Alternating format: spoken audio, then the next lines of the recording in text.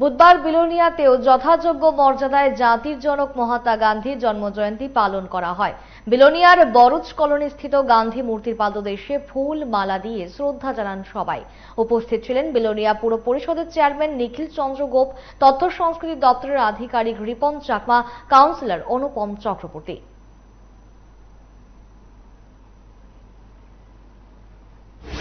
গান্ধী জয়ন্তী এই 2রা অক্টোবর, আজ 2রা অক্টোবর, এই দিনটিকে গান্ধী জয়ন্তী হিসাবে মানা হয়।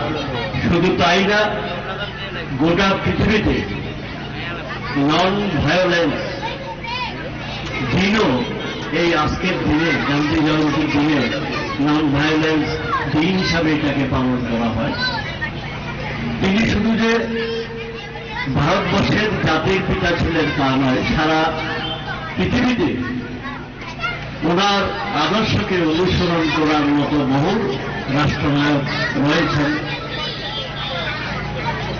এবং তারা সেই সমস্ত দেশ এখনো এই গান্ধীজির আদর্শকে অনুসরণ করে থাকে। ওনার যে অহিংসা নীতি,